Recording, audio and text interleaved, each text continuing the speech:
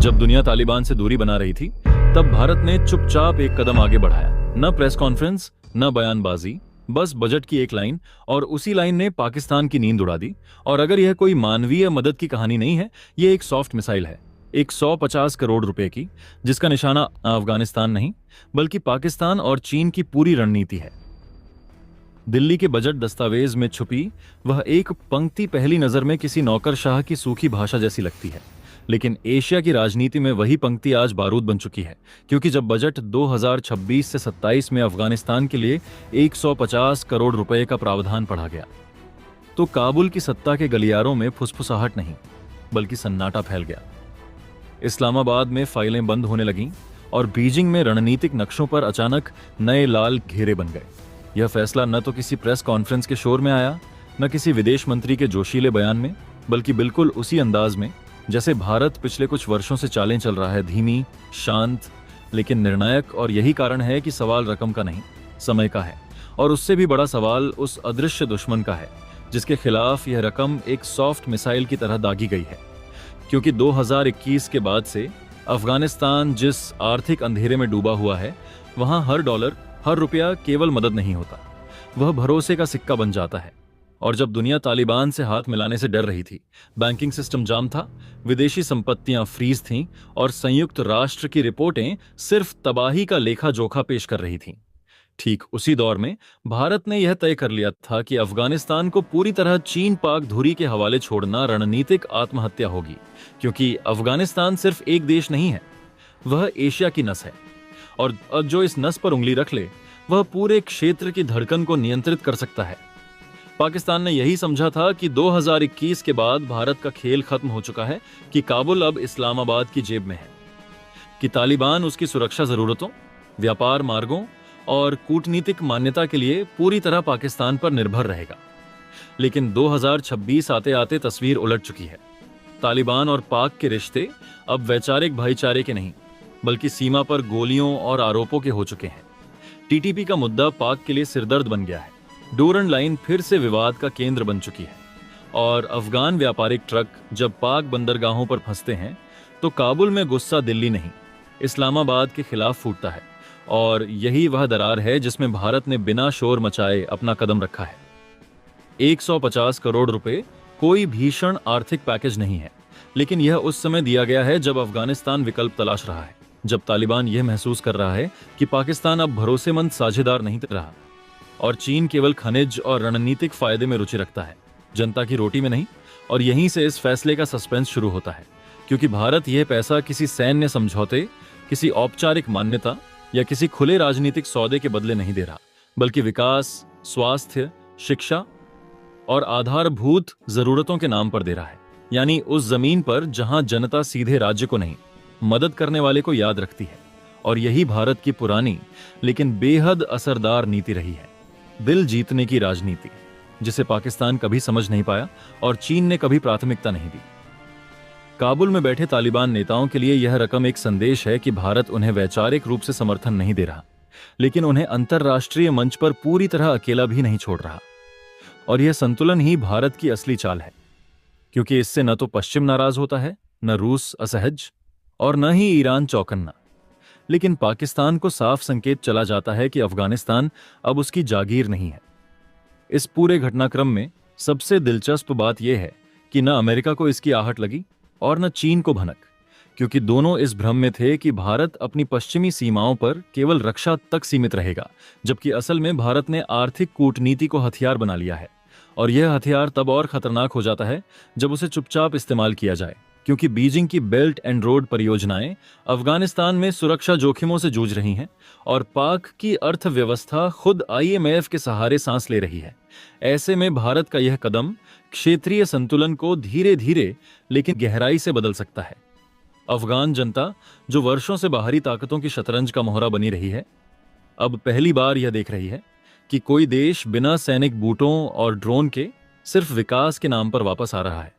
और यही बात इस फैसले को खतरनाक बनाती है, क्योंकि यह युद्ध नहीं है, लेकिन इसका असर युद्ध से कम नहीं होगा, क्योंकि जैसे जैसे अफगानिस्तान में भारत की मौजूदगी बढ़ेगी, वैसे वैसे पाकिस्तान की रणनीतिक गहराई सिकुड़ेगी, चीन की योजनाएं जटिल होंगी और अमेरिका को एहसास होगा कि उसने जिस खाली जगह को छोड़ा था उसे भरने वाला कोई और निकल आया है। यह 150 करोड़ रुपए दरअसल एक बीज है, और बीज हमेशा जमीन के नीचे चुपचाप काम करता है। उसकी कोई हेडलाइन नहीं बनती, लेकिन जब वह उगता है तो पूरा परिदृश्य बदल देता है। और यही सस्पेंस है कि यह बीज कब, कैसे और किस रूप में अंकुरित होगा। क्या यह भारत अफगान व्यापार का नया अध्याय खोलेगा? क्या यह मध्य एशिया तक भारत की पहुंच को मजबूत करेगा? क्या यह तालिबान को पाकिस्तान से और दूर धकेलेगा, या क्या यह चीन को अपने दांव फिर से सोचने पर मजबूर करेगा? इन सवालों के जवाब आज किसी के पास नहीं है, लेकिन एक बात तय है कि दिल्ली से निकला यह फैसला सिर्फ बजट की लाइन नहीं था। यह एशिया की राजनीति में फेंका गया वह पत्थर था जिसकी लहरें अभी सतह पर दिखनी शुरू हुई हैं, और असली भूचाल अभी आना बाकी है। अफगानिस्तान में जब धरती कांपी और मलबे के नीचे इंसानियत दबने लगी, तब दुनिया के कई ताकतवर देश हालात का आकलन करने, बयान जारी करने और राजनीतिक संतुलन साधने में उलझे रहे। लेकिन भारत ने वही किया जो एक भरोसेमंद पड़ोसी और जिम्मेदार शक्ति करती है। उसने बिना शोर मचाए राहत का विमान सबसे पहले काबुल की धरती पर उतार दिया। वह सिर्फ एक विमान नहीं था, वह संदेश था कि संकट के समय भारत शब्दों से नहीं, कर्म से खड़ा होता है। फिर जब अफगानिस्तान में भूखमरी की तस्वीरें दुनिया के मीडिया में आईं, बच्चों की सूनी आंखें और खाली थालियां चीखने लगीं, तब भी भारत ने किसी शर्त, किसी राजनीतिक मान्यता या किसी रणनीतिक सौदे का इंतजार नहीं किया। हजारों टन गेहूं अफगानिस्तान भेजा गया। न किसी कैमरे की भूख थी, न किसी अंतर्राष्ट्रीय मंच पर तालियां बटोरने की जल्दी। मेडिकल सहायता काबुल पहुंची, दवाइयां, उपकरण और उम्मीद। और इन सबके पीछे एक ही सोच थी कि अफगान जनता और तालिबान को अलग अलग तराजू में तौलना जरूरी है। अब इसी भरोसे, इसी निरंतर मानवीय कूटनीति की आखिरी मुहर तब लगी जब भारत ने अपने बजट में अफगानिस्तान के लिए 150 करोड़ रुपए का प्रावधान किया। यह रकम कोई प्रतीकात्मक सहायता नहीं है, यह एक ठोस रणनीतिक निवेश है। स्कूलों में बच्चों की पढ़ाई के लिए, अस्पतालों में इलाज के लिए और बुनियादी ढांचे के जरिए एक टूटे हुए देश को फिर से खड़ा करने के लिए। इसका असर किसी सरकारी रिपोर्ट में नहीं, बल्कि अफगान जनता के दिल और दिमाग में महसूस होगा, जहां भारत की छवि एक दूर बैठे ताकतवर देश की नहीं, बल्कि मुश्किल वक्त में साथ देने वाले दोस्त की बन चुकी है। लेकिन इस पूरी कहानी का असली धमाका मानवीय सहायता या बजट आवंटन में नहीं छिपा है। असली झटका तो उस समय लगा जब तालिबान ने भारत में अपना पहला आधिकारिक प्रतिनिधि नियुक्त कर दिया। साल 2025 में नूर अहमद नूर की नियुक्ति महज एक कूटनीतिक औपचारिकता नहीं है, यह दक्षिण एशिया की शक्ति संतुलन की पूरी स्क्रिप्ट बदल देने वाला कदम। यह साफ ऐलान है कि अब काबुल और दिल्ली के बीच सीधी लाइन खुल चुकी है, बिना किसी बिचौलिए के, बिना किसी पश्चिमी छाते के, और सबसे अहम, बिना पाकिस्तान की तथाकथित अनिवार्य भूमिका के। दशकों तक पाकिस्तान खुद को अफगानिस्तान का गेटकीपर समझता रहा। उसे यह भ्रम था कि जो भी देश काबुल से बात करना चाहेगा, उसे इस्लामाबाद की दहलीज पर सिर झुकाना पड़ेगा। अमेरिका से लेकर खाड़ी देशों तक, चीन से लेकर यूरोप तक, पाकिस्तान ने हर मंच पर यही कहानी बेची कि अफगानिस्तान तक पहुंचने का रास्ता उसी के हाथ में है। लेकिन भारत ने न किसी शोर शराबे के साथ, न किसी टकराव के जरिए, बल्कि धैर्य, निरंतरता और मानवीय भरोसे के दम पर उस गेटकीपर को ही बाहर का रास्ता दिखा दिया। तालिबान, जिसे पाकिस्तान वर्षों तक अपनी रणनीतिक गहराई का औजार मानता रहा, उसी तालिबान ने यह बता दिया कि अफगानिस्तान अब किसी एक देश की जागीर नहीं है। नूर अहमद नूर की नियुक्ति इस बात का संकेत है कि काबुल अब अपने फैसले खुद लेने लगा है, और वह भारत को एक ऐसे साझेदार के रूप में देख रहा है जो अफगान संप्रभुता का सम्मान करता है, न कि उसे प्रॉक्सी युद्धों और आतंकी नेटवर्क के मोहरे की तरह इस्तेमाल करता है। यह सीधी लाइन खुलने का मतलब सिर्फ दूतावास या प्रतिनिधि तक सीमित नहीं है। इसका मतलब है कि अब अफगानिस्तान की फाइलें सीधे साउथ ब्लॉक में खुलेंगी, जहां निर्णय स्थिरता, दीर्घकालिक हित और क्षेत्रीय शांति को ध्यान में रखकर लिए जाते हैं, न कि रावलपिंडी के किसी जनरल के मूड के हिसाब से। पाकिस्तान के लिए यह सिर्फ कूटनीतिक हार नहीं है, यह उसकी पूरी अफगान नीति का धराशायी होना है। वह नीति जो आतंक को साधन मानकर, कट्टरपंथ को निवेश समझकर और अस्थिरता को रणनीति बनाकर चलती रही। भारत ने यहां किसी सैन्य हस्तक्षेप की जरूरत नहीं समझी, किसी धमकी या दबाव की भाषा नहीं बोली। उसने वही किया जो वह दशकों से करता आया है। सड़कें बनाई, डैम खड़े किए, संसद भवन बनाया, छात्रवृत्तियां दी और आम अफगान को यह एहसास दिलाया कि भारत की दोस्ती सस्ती नहीं, टिकाऊ होती है। आज जब पाकिस्तान यह देख रहा है कि तालिबान भारत से सीधे बात कर रहा है, तो उसके लिए यह सबसे बड़ा झटका है, क्योंकि इससे उसकी वह रणनीतिक कल्पना टूट जाती है जिसमें वह खुद को क्षेत्रीय अपरिहार्यता मानता था। अब खेल बदल चुका है। भारत ने साबित कर दिया है कि सॉफ्ट पावर, मानवीय सहायता और भरोसे की राजनीति बंदूक और ब्लैकमेल से कहीं ज्यादा असरदार होती है। अफगानिस्तान में स्कूल बनेंगे, अस्पताल चलेंगे, सड़कें जुड़ेंगी और इन सब के साथ एक नई पीढ़ी के मन में भारत की छवि गहरी होती जाएगी।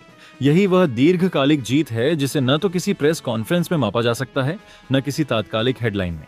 यह जीत समय के साथ पनपती है, जड़ पकड़ती है और अंततः पूरे क्षेत्र की भू राजनीति को नया आकार देती है। पाकिस्तान के लिए यह सबक है कि इतिहास में हमेशा वही देश टिकता है जो भरोसा जीतता है, न कि डर पैदा करता है। और अफगानिस्तान की बदलती हवा साफ कह रही है कि यह भरोसा अब दिल्ली के पास है, इस्लामाबाद के नहीं। इस पूरे घटनाक्रम की सबसे दिलचस्प बात यह है कि इसकी गूंज सिर्फ दिल्ली या काबुल तक सीमित नहीं है, बल्कि रावलपिंडी के बंद कमरों से लेकर इस्लामाबाद के टीवी स्टूडियो तक एक बेचैन खामोशी फैल चुकी है। और यही खामोशी असल में उस शोर से कहीं ज्यादा कुछ कह रही है जिसे पाकिस्तानी मीडिया एंकर अपने दर्शकों के सामने चीख चीख कर दबाने की कोशिश कर रहे हैं। क्योंकि जिस फैसले को भारत में एक साधारण बजटीय आवंटन की तरह देखा जा रहा है, वही पाकिस्तान के रणनीतिक हलकों में एक ऐसी दरार की तरह महसूस किया जा रहा है जो आने वाले वक्त में पूरी क्षेत्रीय राजनीति को दो हिस्सों में बांट सकती है। तालिबान मंत्रियों का लगातार भारत आना, कभी विदेश मंत्री, कभी उद्योग मंत्री, कभी स्वास्थ्य मंत्री, किसी औपचारिक कूटनीतिक शिष्टाचार का हिस्सा नहीं, बल्कि एक गहरे, सोचे समझे और जोखिम भरे संकेत की तरह है।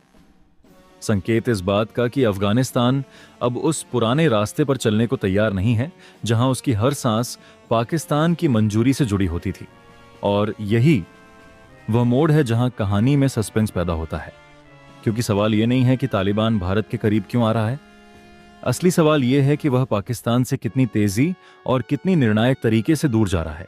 दिल्ली में हुई इन बैठकों में चाय और फोटो सेशन से आगे बढ़कर जिन मुद्दों पर बातचीत हुई, चाबहार पोर्ट की भूमिका, एयर कॉरिडोर के जरिए अफगान उत्पादों को भारतीय बाजार तक पहुंचाना, सूखे मेवों से लेकर खनिज संसाधनों तक की सप्लाई चेन और यहां तक कि हेल्थ इंफ्रास्ट्रक्चर में भारतीय निवेश, वे सब ऐसे ठोस कदम हैं जो अगर कागज से निकलकर जमीन पर उतरते हैं तो न सिर्फ अफगानिस्तान की आर्थिक दिशा बदल सकते हैं, बल्कि पाकिस्तान की उस रणनीतिक पकड़ को भी ढीला कर सकते हैं जिस पर वह दशकों से गर्व करता आया है। और यही वह बिंदु है जहां पाकिस्तानी रणनीतिकारों की नींद उड़ रही है। क्योंकि अफगानिस्तान हमेशा से पाकिस्तान के लिए एक स्ट्रैटेजिक डेप्थ रहा है, एक ऐसा पिछवाड़ा जहां से वह भारत के खिलाफ अपनी रणनीति को सुरक्षित समझता था। लेकिन अब वही पिछवाड़ा अगर दिल्ली की तरफ खिड़की खोलने लगे तो यह सिर्फ कूटनीतिक असहजता नहीं, बल्कि एक संभावित रणनीतिक झटका बन जाता है। एक 150 करोड़ रुपए का बजट आवंटन इस पूरे खेल में एक प्रतीक की तरह उभरता है। राशि बड़ी नहीं है, लेकिन उसका संदेश बेहद बड़ा है। उस वक्त में जब अफगानिस्तान कैश क्राइसिस से जूझ रहा है, जब पश्चिमी देशों ने नैतिकता और राजनीति के नाम पर फंडिंग के दरवाजे लगभग बंद कर दिए हैं, जब वर्ल्ड बैंक और IMF की फाइलें धूल खा रही हैं और जब चीन मदद के बदले खनिज, कॉरिडोर और दीर्घकालिक नियंत्रण जैसी शर्तें रख रहा है, ऐसे माहौल में भारत की तरफ से आने वाला यह समर्थन तालिबान के लिए ऑक्सीजन जैसा है। और यही कारण है कि काबुल में बैठा नेतृत्व भारत को सिर्फ एक अस्थायी मददगार नहीं, बल्कि एक दीर्घकालिक विकास भागीदार के रूप में देखना शुरू कर चुका है। यह बदलाव अचानक नहीं है, बल्कि धीरे धीरे परतें खोलता हुआ सामने आ रहा है। जैसे किसी थ्रिलर फिल्म में दर्शक को अंत तक यह समझ में ही ना आए कि असली खेल कौन खेल रहा है। पाकिस्तान की परेशानी इसलिए भी बढ़ जाती है क्योंकि उसके पास इस बदलते समीकरण का कोई साफ जवाब नहीं है। वह न तो भारत तालिबान संपर्क को खुलकर रोक सकता है और न ही अफगानिस्तान पर पुराने दबाव के हथकंडे पहले की तरह काम कर रहे हैं। सीमा पर तनाव, ट्रांजिट रूट्स की बंदिशें और राजनीतिक बयानबाजी अब काबुल को डराने के बजाय और ज्यादा वैकल्पिक रास्ते तलाशने पर मजबूर कर रही है। और उन वैकल्पिक रास्तों में भारत सबसे ज्यादा भरोसेमंद विकल्प बनकर उभर रहा है। चाबहार पोर्ट इस पूरी कहानी का वह सस्पेंसफुल नोड है जहां ईरान, भारत और अफगानिस्तान की लाइनें एक दूसरे से मिलती हैं और पाकिस्तान लगभग हाशिए पर चला जाता है। अगर अफगान व्यापार चाबहार के जरिए भारतीय बाजार तक पहुंचने लगता है तो कराची और ग्वादर की अहमियत पर सीधा सवाल खड़ा हो जाता है। और यही वह परिदृश्य है जिसे पाकिस्तानी रणनीतिक हल्के किसी बुरे सपने की तरह देखते हैं। दिल्ली में हुई बातचीत में एयर कॉरिडोर की चर्चा भी कम खतरनाक नहीं है, क्योंकि इसका मतलब है कि अफगानिस्तान अपनी आर्थिक सांसों के लिए पाकिस्तान के एयर स्पेस या जमीनी रास्तों पर निर्भर नहीं रहना चाहता। और जब निर्भरता खत्म होती है तो प्रभाव भी अपने आप कमजोर पड़ जाता है। यही वजह है कि पाकिस्तानी मीडिया में बेचैनी सिर्फ शब्दों तक सीमित नहीं रहती, बल्कि एंकरों की आवाज, विश्लेषकों की जल्दबाजी और सैन्य पृष्ठभूमि वाले विशेषज्ञों की बार बार दोहराई गई चेतावनियों में साफ दिखाई देती है। वे इसे भारत की चाल कहकर टालना चाहते हैं, लेकिन भीतर ही भीतर उन्हें यह एहसास है कि यह चाल नहीं बल्कि एक लंबा खेल है। एक ऐसा खेल जिसमें भारत बिना शोर मचाए, बिना सैन्य धमकी दिए, सिर्फ विकास, व्यापार और कनेक्टिविटी की भाषा में अपनी मौजूदगी दर्ज करा रहा है। तालिबान के लिए यह रिश्ता इसलिए भी आकर्षक है क्योंकि भारत उनसे वैचारिक प्रमाण पत्र नहीं मांग रहा, न ही तुरंत राजनीतिक मान्यता की शर्त रख रहा है, बल्कि जमीनी जरूरतों, खाद्य सुरक्षा, स्वास्थ्य सेवाएं, रोजगार और व्यापार पर मस्कौट कर रहा है। और सत्ता में बैठे किसी भी समूह के लिए यह व्यावहारिक दृष्टिकोण हमेशा लुभावना होता है। सस्पेंस इस बात में है कि यह प्रक्रिया कितनी दूर तक जाएगी और कितनी तेजी से। क्या यह सहयोग सिर्फ मानवीय और आर्थिक स्तर तक सीमित रहेगा या आने वाले समय में सुरक्षा और क्षेत्रीय स्थिरता जैसे संवेदनशील मुद्दों तक भी पहुंचेगा? पाकिस्तान की चिंता यहीं से और गहरी हो जाती है, क्योंकि अगर अफगानिस्तान ने भारत के साथ संतुलित और स्वतंत्र रिश्ता बना लिया तो दक्षिण एशिया और मध्य एशिया की पूरी रणनीतिक ज्यामिति बदल सकती है। और यही वह मोड़ है जहां यह कहानी एक साधारण कूटनीतिक खबर से निकलकर एक हाई स्टेक जो पॉलिटिकल थ्रिलर बन जाती है, जिसमें हर कदम के पीछे एक संकेत छिपा है, हर बैठक के पीछे एक संदेश और हर बजटीय आंकड़े के पीछे एक रणनीति। सवाल अब यह नहीं रह जाता कि पाकिस्तान असहज क्यों है। सवाल यह है कि वह इस बदलते खेल में खुद को किस तरह दोबारा प्रासंगिक बना पाएगा, या फिर इतिहास की तरह वह भी इस नए क्षेत्रीय अध्याय में सिर्फ एक चिंतित दर्शक बनकर रह जाएगा। यह फैसला महज एक बजटीय लाइन आइटम नहीं है, बल्कि दक्षिण और मध्य एशिया की भू राजनीति में एक धीमे लेकिन गहरे भूचाल की शुरुआत है, जिसका असर आने वाले वर्षों तक महसूस किया जाएगा। अफगानिस्तान को लेकर भारत का यह दांव उस पुराने नैरेटिव को तोड़ता है जिसमें काबुल को सिर्फ युद्ध, आतंक और अस्थिरता के चश्मे से देखा जाता रहा है। भारत पहली बार इतने साफ संकेत दे रहा है कि वह अफगानिस्तान को केवल मानवीय सहायता का विषय नहीं, बल्कि एक दीर्घकालिक रणनीतिक साझेदार के रूप में देख रहा है। 150 करोड़ रुपए की राशि प्रतीकात्मक है, लगभग वैसी ही जैसे किसी शतरंज की बिसात पर पहला मोहरा आगे बढ़ाया जाता है। असली खेल उसके बाद शुरू होता है। यह रकम अफगान अर्थव्यवस्था को संभालने के लिए नाकाफी है, लेकिन संदेश देने के लिए पूरी तरह पर्याप्त है। संदेश यह कि भारत मैदान में उतर चुका है, और वह भी पूरी तैयारी के साथ। इसका सीधा असर मध्य एशिया की राजनीति पर पड़ेगा, क्योंकि अफगानिस्तान भौगोलिक रूप से वही चौराहा है जहां दक्षिण एशिया, मध्य एशिया और पश्चिम एशिया की रणनीतियां आपस में टकराती और मिलती हैं। ऊर्जा सुरक्षा के लिहाज से देखें तो तापी पाइपलाइन जैसे प्रोजेक्ट, जिन्हें अब तक कागजी सपना माना जाता था, अचानक फिर से चर्चा के केंद्र में आ सकते हैं। यदि अफगानिस्तान में न्यूनतम स्तर की स्थिरता और भरोसेमंद ट्रांजिट व्यवस्था बनती है तो तुर्कमेनिस्तान की गैस भारत तक पहुंचने का रास्ता पा सकती है, जो न केवल भारत की ऊर्जा विविधता को मजबूत करेगा, बल्कि रूस और खाड़ी देशों पर निर्भरता भी आंशिक रूप से कम करेगा। इससे मध्य एशिया के देशों को भी नया बाजार मिलेगा और वे चीन केंद्रित आर्थिक गलियारों के विकल्प पर गंभीरता से सोचने लगेंगे। सबसे बड़ा झटका पाकिस्तान को लगने वाला है, क्योंकि अब तक उसकी सबसे प्रभावी रणनीतिक पूंजी यही रही है कि भारत को अफगानिस्तान और उससे आगे मध्य एशिया तक पहुंचने के लिए उसी के रास्तों पर निर्भर रहना पड़ता था। इस निर्भरता को पाकिस्तान ने बार बार ट्रांजिट ब्लैकमेलिंग के रूप में इस्तेमाल किया। कभी व्यापार रोका, कभी वीजा, कभी सुरक्षा का बहाना बनाया। लेकिन अगर अफगानिस्तान को भारत का व्यावहारिक और भरोसेमंद विकल्प मिल जाता है तो यह ब्लैकमेलिंग स्थायी रूप से बेअसर हो सकती है। यही वजह है कि इस फैसले को इस्लामाबाद में सिर्फ चिंता नहीं, बल्कि अस्तित्वगत खतरे की तरह देखा जा रहा है। पाकिस्तान की दशकों पुरानी रणनीतिक सोच यह मानकर चली थी कि अफगानिस्तान उसकी स्ट्रैटेजिक डेप्थ है, एक ऐसा पिछवाड़ा जहां भारत को घुसने नहीं दिया जाएगा। लेकिन 2021 के बाद हालात तेजी से बदले। तालिबान सत्ता में तो आ गया, पर उसने पाकिस्तान की कठपुतली बनने से इनकार कर दिया। डूरंड लाइन पर विवाद, टीटीपी का मुद्दा और व्यापारिक तनाव ने दोनों के रिश्तों में वह कड़वाहट घोल दी जिसे अब छिपाया नहीं जा सकता। तालिबान के लिए भी यह समझना मुश्किल नहीं था कि अगर वह पूरी तरह पाकिस्तान पर निर्भर रहा तो उसकी अंतर्राष्ट्रीय वैधता और आर्थिक संभावनाएं दोनों सीमित रह जाएंगी। ऐसे में भारत एक स्वाभाविक विकल्प के रूप में उभरा, एक ऐसा देश जो न तो अफगान जमीन से कोई भू राजनीतिक दावा करता है, न ही अपनी शर्तें बंदूक की नोक पर मनवाने की कोशिश करता है। भारत की रणनीति यहां बहुस्तरीय है। एक तरफ वह मानवीय सहायता और बुनियादी ढांचे के जरिए अफगान जनता में अपनी सॉफ्ट पावर को फिर से मजबूत कर रहा है। वहीं दूसरी तरफ वह चुपचाप व्यापार, खनिज संसाधनों और कनेक्टिविटी के दीर्घकालिक समझौतों की जमीन तैयार कर रहा है। अफगानिस्तान के पास लिथियम, तांबा, दुर्लभ पृथ्वी तत्व और लोहे जैसे संसाधनों का विशाल भंडार है, जिसकी कीमत $1 ट्रिलियन में आंकी जाती है। अब तक चीन ने इन संसाधनों पर एकाधिकार की कोशिश की है, लेकिन सुरक्षा जोखिम और तालिबान के साथ जटिल रिश्तों के कारण वह पूरी तरह सफल नहीं हो पाया। भारत का प्रवेश इस समीकरण को और जटिल बना देता है। चीन को बेचैनी इसलिए है क्योंकि अफगानिस्तान अगर भारत के साथ संतुलित आर्थिक संबंध बना लेता है तो BRI की पकड़ कमजोर हो सकती है और मध्य एशिया में चीन का एकमात्र विकल्प वाला दावा टूट सकता है।